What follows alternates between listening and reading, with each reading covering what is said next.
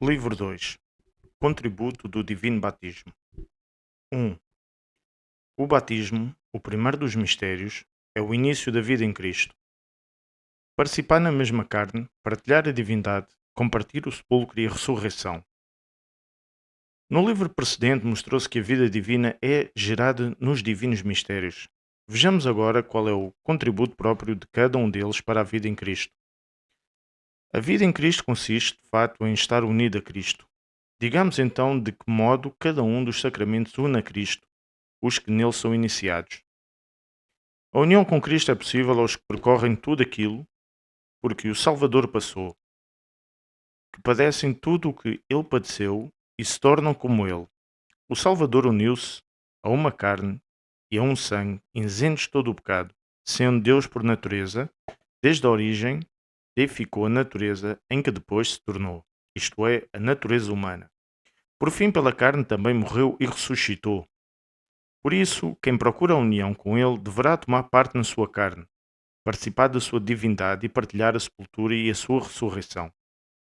Fomos certo batizados para morrermos da sua morte e ressurgirmos com a sua ressurreição. Fomos crismados para nos tornarmos participantes da unção real da sua deificação, finalmente. Comendo o pão santíssimo e bebendo do diviníssimo cálice, comungamos a própria carne e o próprio sangue que o Salvador assumiu.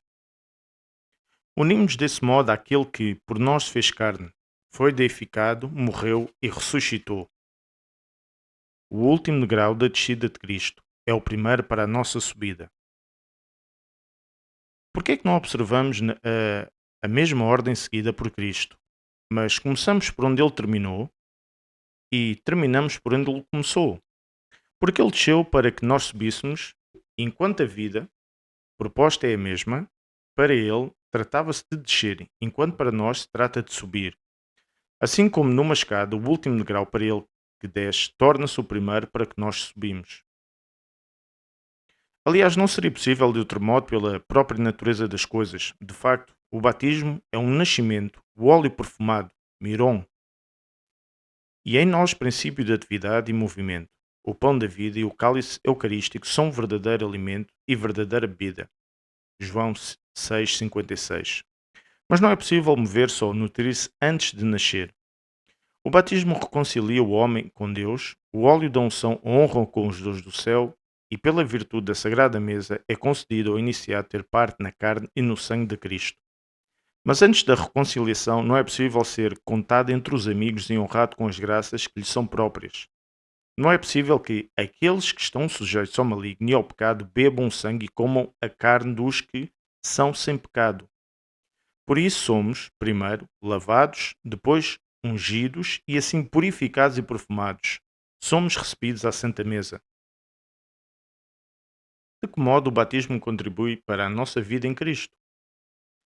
A esse respeito já basta o que foi dito. Examinemos agora o contributo de cada um dos mistérios para a vida divina, começando pelo primeiro, o batismo. Em que medida contribui para a vida em Cristo?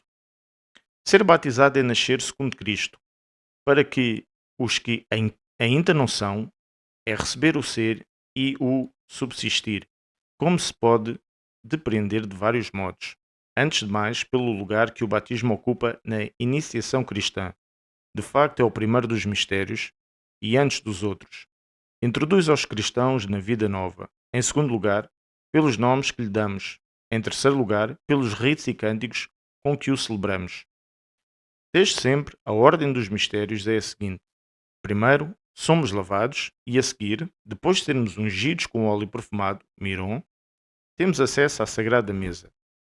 Prova evidente de que o batismo é o princípio de existência, fundamento da vida e constitui a sua base, já que também Cristo, entre todas as coisas que suportou por nós, tendo de ser batizado, recebeu antes de tudo mais. 2.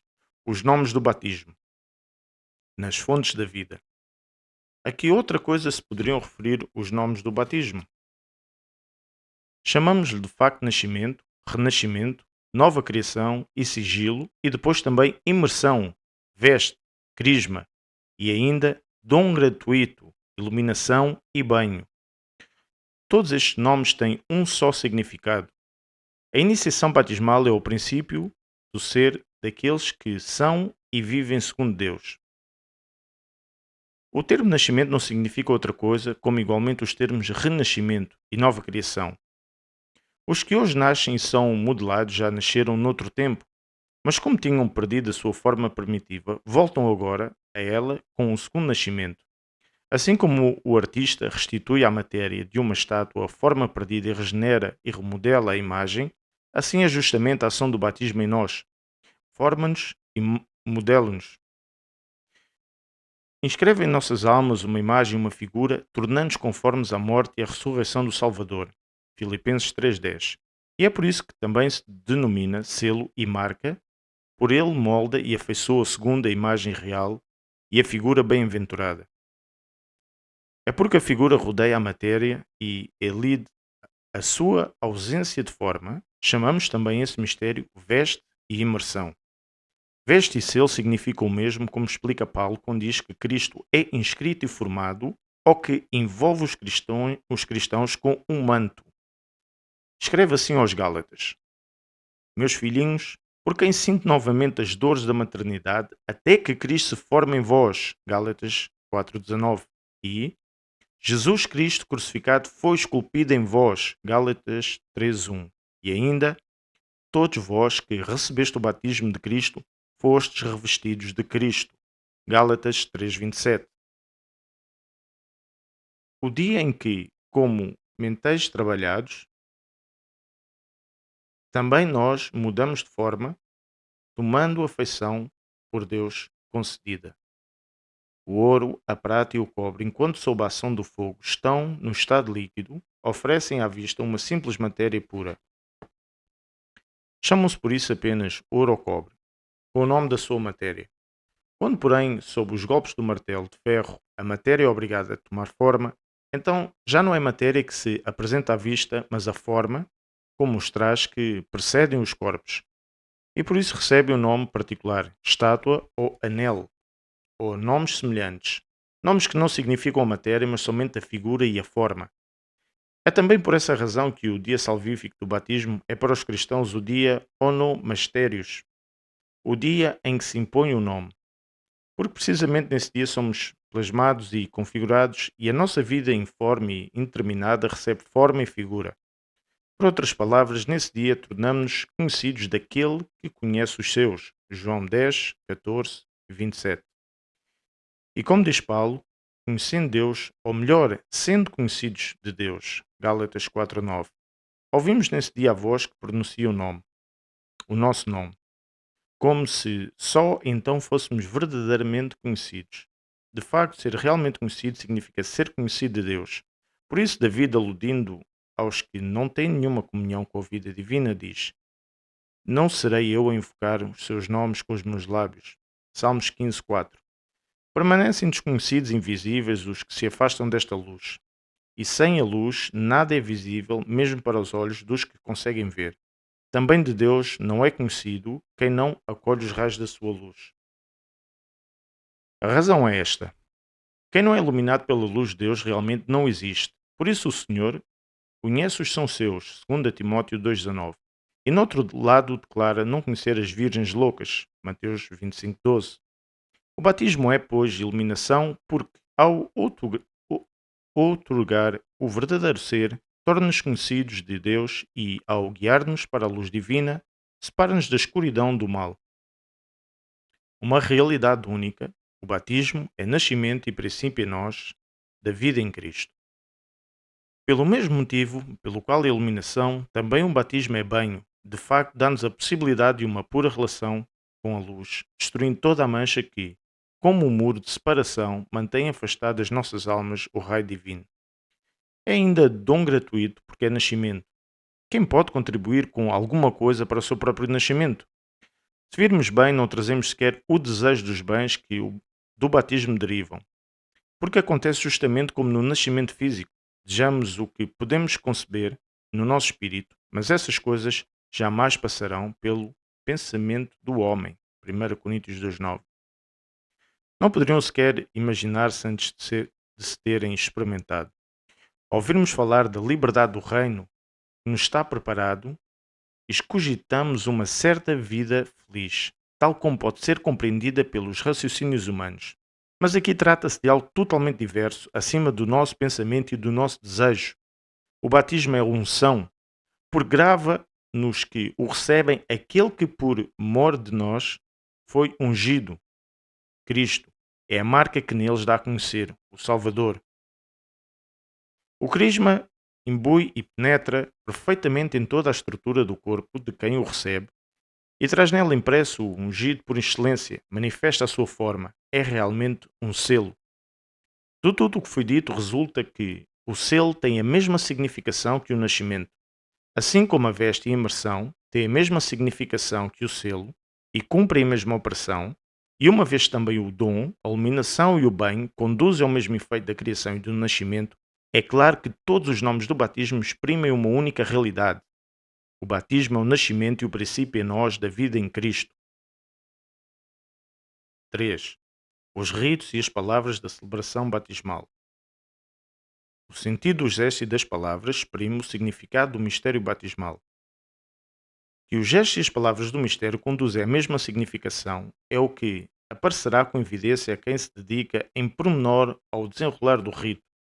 Quem se aproxima do mistério antes de ser iniciado ainda não está evidentemente reconciliado com Deus nem libertado da antiga vergonha. Por isso, o celebrante, antes de realizar qualquer outro rito, ora pelo cantecume, que se aproxima para que seja libertado do demónio que o possui. E não só invoca Deus sobre o neófito, mas, acometendo o tirano, censura, expulsa-o com azorrague. O azorrague é o nome que está acima de todo o nome. Filipenses 2:10. Quando ainda está sujeito ao tirano, está bem longe de estar vivo e ser filho do herdeiro. Gálatas 4:7. De facto, quem segue o maligno está totalmente separado de Deus, está realmente morto. Fim de uma vida, início de outra. Os sinais exprimem uma mudança essencial. Por isso o celebrante, aproximando-se, sopra no rosto do catecúmeno como sobre um ser ainda sem vida, pois que o sopro, desde as origens, é símbolo da vida. Gênesis 2:7. E o que vem a seguir condiz, tudo é próprio de seres que acabaram de ser eleitos e entram agora, mesmo no novo estado, repudiam o presente que têm as mãos e trocam-no por outra coisa. Quem recebe o batismo encontra-se pressionado entre dois mundos, a desprezar um e a estimar o outro, entre duas vidas, a deixar uma e a viver a outra, entre dois mestres de vida, a fugir de um com todas as suas forças e a ligar-se ao outro com todo o seu fervor. Ao renunciar às coisas presentes, o catecúmeno declara condená-las, mas ainda não está reconciliado. Mas ao receber no mistério as realidades que julga melhores e preferíveis às realidades presentes, demonstra que, ao ser batizado, ele começa a viver a vida que exalta. Entrando no templo sagrado, o catecúmeno depõe a sua túnica e o seu calçado, simbolizando pelas vestes e pelo calçado que servem à vida a sua existência passada. Depois, olhando para o ocidente, imita a sua boca um sopro, sinal da vida nas trevas, estende as mãos e repudia o maligno, como se ele estivesse, ameaçador e presente diante dele, cospe-lhe no rosto como a um ser imundo e impuro, renega as alianças odiosas, ímpias e causas de toda a ruína, rompe totalmente com a amargura, com a amarga amizade e proclama-lhe total inimizade. Enquanto foge das trevas, corre para o dia. Voltando para o oriente, busca o sol. Liberto das mãos do tirano, prostra-se diante do rei. Tendo renegado o impostor, reconhece o Senhor legítimo, faz voto de lhe ser submisso, de o servir com toda a sua alma e, em primeiro lugar, de crer que ele é Deus e de conhecer tudo o que é necessário conhecer a seu respeito. O verdadeiro conhecimento de Deus é o princípio da vida feliz. Conhecer-vos, diz Salomão, é a raiz da imortalidade. Sabedoria 15:3. Assim como a ignorância de Deus trouxe logo, desde o início, a morte, porque quando Adão, por ter ignorado o amor de Deus pelos homens, confundiu a bondade com a inveja e, esquecendo a sabedoria, julgou poder esconder-se do sábio. Gênesis 3:8. Ao desprezar o Senhor, tomou o partido do escravo, desertor, Por isso foi expulso do paraíso, foi privado da vida, sofreu e morreu. Quem se apressa para a vida e para Deus tem, pois, absoluta necessidade de que seja o próprio Deus a guiá-lo no conhecimento divino. Despindo-nos completamente e depondo a própria túnica, demonstramos que, neste mesmo instante, nos comprometemos a seguir pelo caminho que conduz ao paraíso e à vida que nele se tem. De facto, Adão, depois de ter passado do manto da felicidade para a nudez, deixou a nudez para arribar a nossa miserável farpela. Gênesis 3, 22 a 24. Nós percorremos o mesmo caminho, mas em sentido inverso. Das túnicas de pele, vamos para a nudez. E prosseguindo pelo mesmo itinerário, apressamos a receber o manto real. E desde aqui subimos ao lugar que Adão deixou, tomando o mesmo caminho pelo qual ele desceu ao mundo. O desnudar-se pode também significar outra coisa. Agora, com toda a pureza, acede-se à verdadeira luz sem nada levar consigo, nada de onde possa vir a sombra da morte. Lucas 1,79.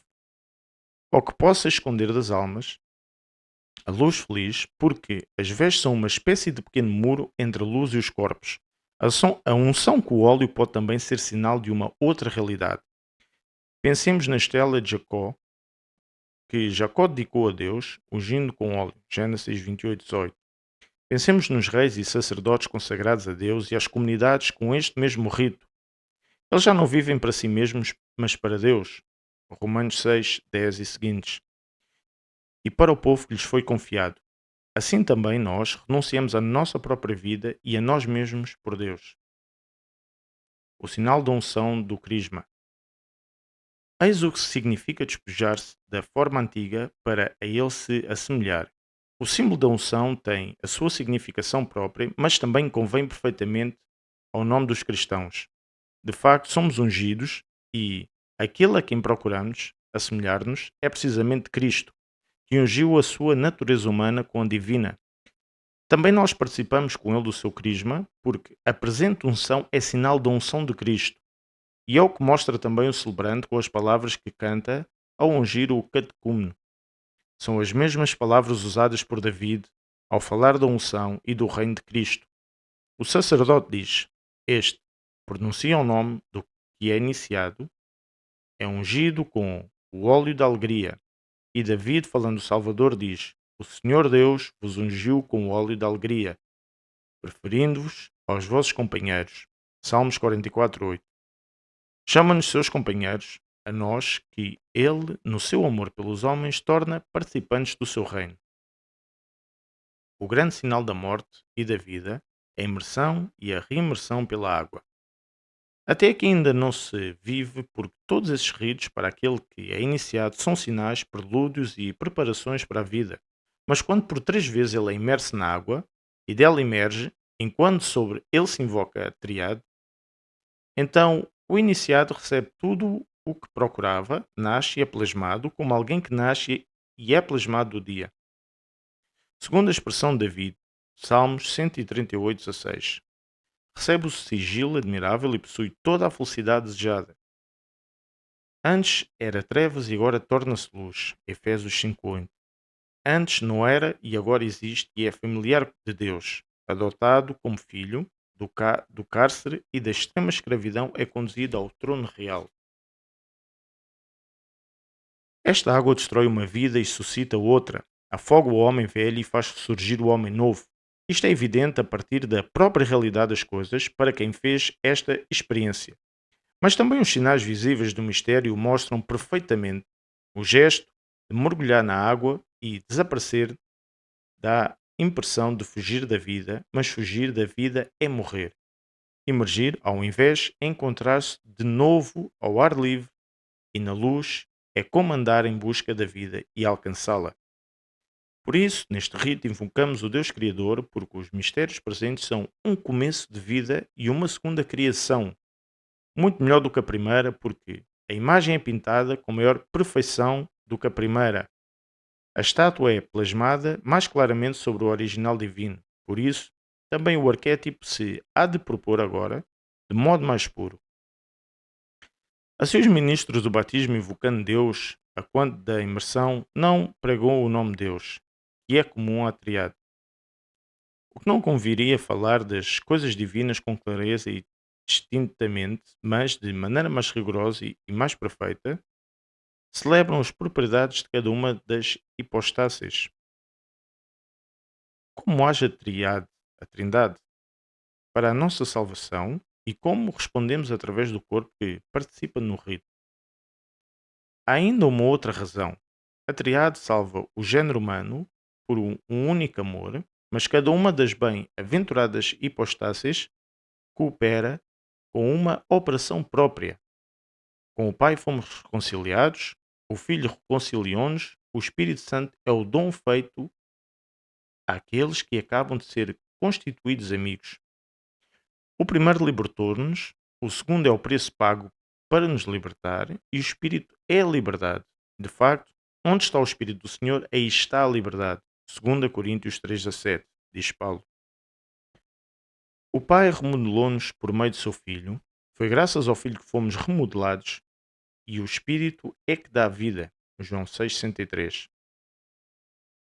Também na primeira criação a Trindade estava como que velada em figuras. O Pai modelava, o Filho era a mão do modelador e o Paraclito o sopro de quem insuflava a vida. Mas por que digo isto? Porque entre as muitas obras divinas, só nesta Deus se distinguiu em pessoas, sendo muitas, de facto, as obras com que Deus em todo o tempo beneficia as Escrituras. Não há nenhuma que se refira ao Pai, ou só ao Filho, ou só ao Espírito, mas todas são comuns à Triade, pois como uma única potência, uma única providência e uma única operação faz todas as coisas. Mas foi na economia que Deus restabeleceu a humanidade e teve lugar esta inovação. A Trindade quis em comum a minha salvação e em comum previu a forma de a realizar, mas ao atuar já não é em comum. Quem age não é o Pai nem o Espírito, mas só o Verbo. Só o Filho único que assumiu carne e o sangue, foi ferido, que sofreu, morreu e ressuscitou, e graças a estes mistérios surgiu a nossa natureza e foi instituído o batismo, que é o novo nascimento e a nova criatura. Importa, pois, no banho sagrado invocar a Deus, distinguido em hipostásis, em nome do Pai, do Filho e do Espírito Santo, pois só na Santa Criação nos foi dado a conhecer este Deus, em Deus, pessoas distintas. Não celebramos então no batismo também a economia de Cristo e, sobretudo, a economia? Sem dúvida alguma, não com palavras, mas com gestos do rito. Quem é que não sabe que a tripla submersão e imersão representam a morte de 3 dias e a ressurreição do Salvador, que são o cumprimento de toda a economia? E não parece sem significado que proclamemos em voz alta a teologia, enquanto exprimimos silenciosamente com os gestos a economia. A primeira estava no princípio e chegou ao conhecimento dos homens só através da palavra, mas a segunda chegou, foi vista pelos olhos dos homens e quis ser tocada pelas suas mãos. É por isso que o bem-aventurado João, que conhecia as duas e sabia que uma e outra diziam respeito ao Salvador em duas naturezas, diz logo de início: o que era desde o princípio, o que ouvimos, o que vimos com os nossos olhos, o que contemplamos, o que tocamos com as nossas mãos acerca do Verbo da vida. 1 João 1:1. Enquanto a teologia só requer a fé, a demonstração da fé está na palavra. O que acreditamos com o coração para obter a justiça, diz Paulo, com a boca o professamos para alcançar a salvação. Romanos 10:10. A economia deve ser absolutamente imitada e manifestada nas obras. De facto, a Escritura diz que é necessário seguir as pegadas daquele que morreu e ressuscitou por nós. Por isso a triada é expressa pela palavra, mas a paixão e a morte representamo-la por meio da água no nosso corpo, configurando-nos esta forma e esta figura bem-aventurada.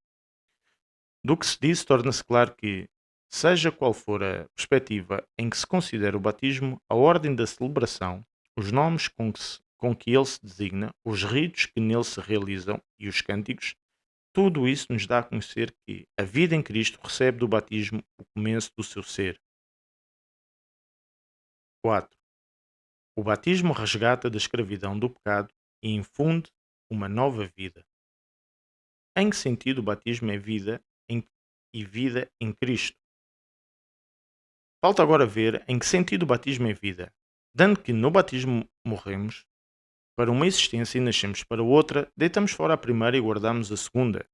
Se chegamos ao conhecimento do que significam estas duas coisas, também conheceremos o que é subsistir segundo Cristo.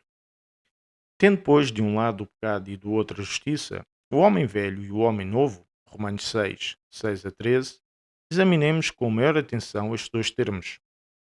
O pecado é de duas espécies e insinua-se na alma de dois modos. Ou se produz nos atos, ou se estabelece nos hábitos. O ato não está sempre presente, não permanece. Acontece de improviso e passa, como a seta que trespassa e fere. Deixa, porém, na ferida que causou as marcas do mal, a vergonha e o débito da pena. O hábito, por sua vez, inserido na alma pelas más ações, como doença provocada por uma vida corrupta, permanece estável e acorrenta a alma com cadeias que não se podem soltar. Reduz à escravidão os sentidos e o espírito, causa às suas vítimas os piores males, induzindo às ações mais aceleradas pelas quais o hábito foi concebido e continuamente se alimenta, gerado e girando ao mesmo tempo, como num círculo. O método do mal. É por isso que o pecado não tem fim. O hábito gera os atos, e com a repetição dos atos, reforça-se o hábito. Assim, progredido conjuntamente, ambos os males, ganhou vida o pecado e eu morri. Romanos 7, 9 seguintes. Pois o mal não começou ontem, nem há pouco tempo, mas desde que nascemos. Desde que Adão, confiando no maligno, desprezou aquele que é bom e desviou a sua vontade. A alma perdeu a saúde e o vigor. E desde então também o corpo se adaptou à alma, conformando-se a ela, como um instrumento na mão do artista, e com ela se perverteu. A alma partilha de facto as paixões do corpo, porque lhe está estreitamente unida. Disso é o sinal, o rubor do corpo, quando a alma sente vergonha ou sua fadiga, quando a alma está oprimida por preocupações. Com o progredir da natureza humana e com o propagar-se do género humano, saído desde o primeiro corpo, também a malícia se transmitiu como se fora uma outra faculdade natural. Com efeito, o corpo não só é afetado pelas paixões da alma, mas também comunica à alma as suas. A alma goza e sofre. Alguns homens são, por natureza, sábios e livres, outros descontrolados segundo a disposição do seu corpo. Ora, pois, normal que a alma de cada um herdasse a malícia do primeiro Adão, transmitida pela sua alma ao corpo, e pelo seu corpo ao corpo dos seus descendentes, e de novo por estes corpos às almas. É este o homem velho, a má semente que recebemos dos progenitores juntamente com a vida, e por isso não conhecemos um só dia isento de pecado, nem sequer começamos a respirar livres de toda a malícia.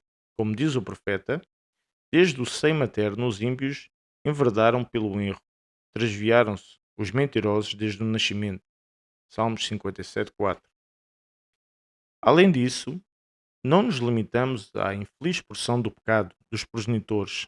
Não nos contentamos com os males herdados, mas acrescentamos mal ao mal, fazendo prosperar aquele pernicioso património com tais excessos que ofuscam os primeiros males com os segundos. E como imitadores, tornamos muito piores do que os modelos. E o pior disso tudo é que o mal não deu tréguas e a doença progrediu sem cessar. Por isso mesmo, era talvez impossível que o género humano fosse capaz de se curar a si mesmo, quase não tinha saboreado a liberdade, e assim nem sequer podia chegar ao desejo e à vontade de possuir, nem podia rebelar-se contra a tirania. A inversão de conduta efetuada pelo batismo. Duas pesadíssimas cadeias desta condenação, desta doença, desta morte, nos livra do batismo tão facilmente que não precisa de tempo, de modo tão pleno e perfeito que não deixa vestígios. Não só liberta do mal, mas infunde também o hábito contrário. De facto, o Senhor com a sua morte deu-nos o poder de matar o pecado, fez-nos com que a sua ressurreição herdeiros da vida nova. A sua morte enquanto morte mata a vida má e, enquanto castigo, paga a pena merecida pelos pecados de que cada um de nós era devedor pelas nossas más ações. O batismo purifica-nos assim de todo o hábito, todo o ato pecaminoso, ao tornar-nos participantes da morte vivificante de Cristo. Mas isso que Mas visto que, pelo pecado, participamos também da sua ressurreição, Cristo dá-nos uma outra vida, torna-nos seus membros e e outorga-nos faculdades de que temos necessidades para chegarmos à existência futura. De facto, se de imediato sou liberto das acusações e recupero logo a saúde, é sobretudo porque se trata manifestamente de uma obra de Deus, que não pode ser sujeita a qualquer adiamento. De resto, Deus não beneficia agora o género humano para precisar de adiantamento porque já o favoreceu. O Senhor não paga outra agora a pena dos nossos pecados, mas é agora que prepara o remédio, não é agora que modela os membros e infunde as faculdades, já antes plasmou os membros, infundiu as faculdades e preparou os remédios. Desde que ele subiu à cruz, morreu e ressuscitou, foi restaurada a liberdade dos homens. Foram recompostas a forma e a beleza. Foram formados os novos membros. Agora basta apresentar-se e aceder aos dons. Assim faz o batismo, une os mortos à vida, os prisioneiros à liberdade, os formados a uma nova forma. É justamente o que é que o batismo pode fazer por nós: unir os mortos à vida, os prisioneiros à liberdade e os deformados à forma bem-aventurada. O preço do resgate já está pago. Agora trata somente de acolher a libertação. O óleo perfumado já está derramado e a sua fragrância encheu o universo. Só há que respirá-lo. Aliás, nem sequer isso, pois também a faculdade de respirar nos foi dada pelo Salvador, tal como a faculdade de sermos libertados e iluminados. Ao vir ao mundo, não só fez nascer uma luz, mas também predispôs à vista, não só derramou o óleo perfumado, mas deu igualmente o olfato. O Santíssimo, o Santo Batismo junta agora os que foram banhados aos seus sentidos e às suas faculdades. Mergulhamos de certo nesta água como uma matéria sem figura e sem forma, e reencontramos nela uma figura cheia de beleza, e todos os bens de imediato surgem em nós, porque já antes estavam preparados. Preparei o meu banquete, os bons cevados foram abatidos, tudo está pronto. Vinde às bodas. Mateus 22:4. Só falta isso para a festa. Se aproximem os convidados, de que precisam ainda os que se aproximam para a sua felicidade. De nada mais. No século futuro, vamos ao encontro de Cristo, já preparados. Agora, preparamos-nos ao aproximar-nos. Agora, apresentamo-nos, tendo já tudo para avançar. No tempo presente, é necessário avançar para tudo recebermos. Eis porque neste momento as virgens insensatas não poderão entrar no banquete nupcial. Mateus 25, 1-12. Mas no século presente, os insensatos são convidados ao banquete e a levantar as suas taças. Provérbios 9, 4 e seguintes. Então não mais será possível de que um morto volte à vida, um cego recupere a vista, um corpo corrupto seja de novo plasmado.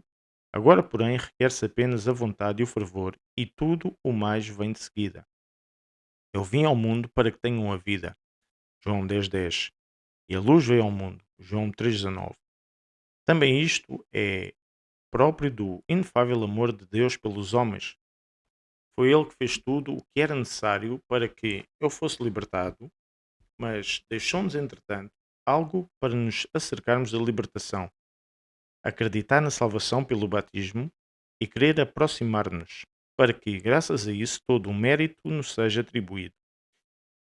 E Ele nos deva a gratidão pelo próprio bem que nos fez. Por isso, se eventualmente alguém morre logo após o batismo, sem levar consigo nada mais do que o selo batismal, o Senhor o chama para ser coroado, como se tivesse combatido para alcançar o reino. 5. Em que consiste a vida nova infundida em nós pelo batismo? De que género é a vida que nos é dada no batismo?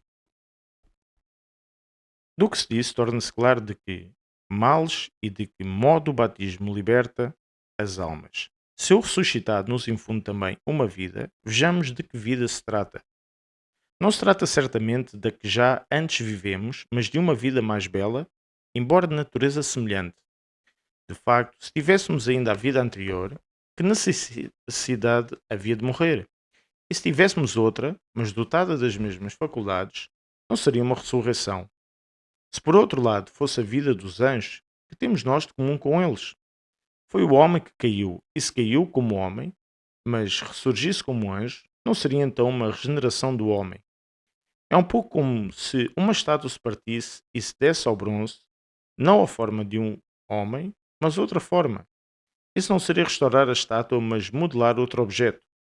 Tal vida não será, pois, uma vida humana, nova e mais bela do que a primeira, mas todos esses elementos só se encontrarão unidos na vida do Salvador.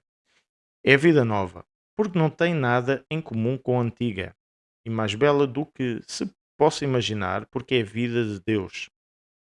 Mas é semelhante por natureza, porque era a vida de um homem, e aquele que a viveu, sendo Deus, era também verdadeiramente homem e estava isento de todo o pecado quanto à sua natureza humana. Mas porque é absolutamente necessária a vida de Cristo, que nasce em nós, quando renascemos. Saímos, pois, desta água sem pecado. Isto ainda se pode tornar mais. O nascimento no batismo é o princípio da vida futura, aquisição de novos membros e de novos sentidos e preparação do género de vida que se vai ter. Mas não é possível preparar-se de outro modo para o futuro, a não ser recebendo, desde agora, a vida de Cristo.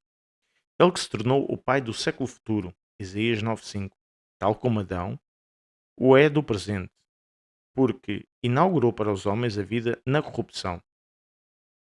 Assim como não é possível viver na vida humana sem ter recebido os sentidos de Adão e as faculdades vitais próprias do homem, assim também é impossível ingressar vivos no mundo, bem-aventurado, sem se estar predisposto para a vida de Cristo e moldado segundo a sua imagem. Também não batizados ressurgirão, mas não partilharão a vida em Cristo, pois não a partilharam desde agora. O batismo é nascimento, também, noutra perspectiva, é Cristo quem gera e nós somos gerados. Ora, sabe-se que aquele que gera infunde no gerado sua própria vida. Talvez então alguém se admira. Porque é que não só os batizados, mas também os que não tiveram possibilidade de se preparar para a vida eterna pela virtude dos mistérios, em suma, todos os homens, hão de recuperar os seus corpos imperecíveis e ressurgirão incorrompíveis? O que é verdadeiramente de admirar é que participarão na ressurreição que só a morte de Cristo introduziu no mundo. Homens que não receberam o batismo, o qual nos faz participar da morte vivificante. Mas se eles fugiram do médico, rejeitaram o socorro e desprezaram o único remédio, que outro remédio pode torná-los capazes de obter imortalidade? Aparentemente só há duas alternativas. Ou toda a gente gozará de imediato de todos os bens que Cristo nos alcançou pela sua morte, todos ressuscitarão e viverão com Cristo. Reinarão com Ele e possuirão toda a felicidade possível. É o que se passa.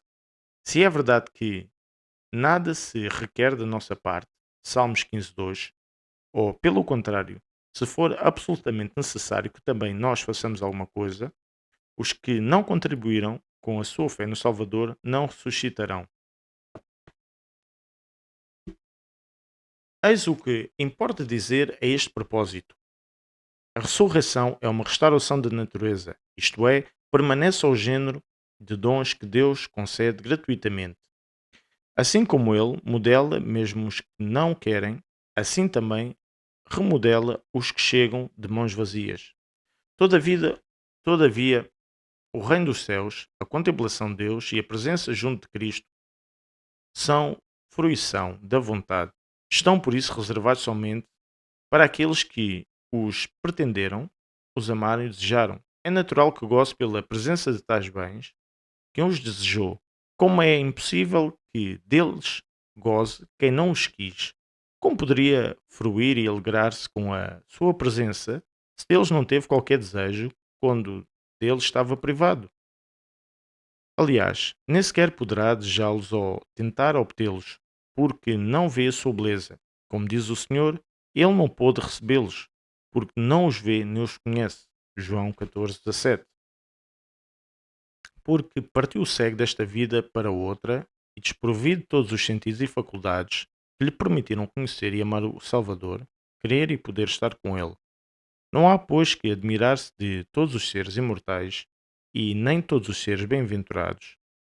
Todos de facto gozam igualmente da simples providência de Deus para com a nossa natureza, mas só os que honram Deus gozam dos dons que coroou a vontade. A razão é que Deus quer que todos fruam de todos os seus bens e os distribui igualmente a todos, quer os que concede por sua vontade como benefício, quer os que restauram a natureza. Todos nós, mesmo os que não querem, pois não se lhes pode fruir, fugir recebendo os dons que Deus concede à natureza. Ele beneficia-nos, mesmo se não queremos, constrange-nos com amor, e mesmo que quiséssemos sacudir os seus benefícios, não conseguiríamos. Tal é o dom da ressurreição. Não está em nosso poder nem o nascer nem o ressurgir depois dos mortos, ou não ressurgir.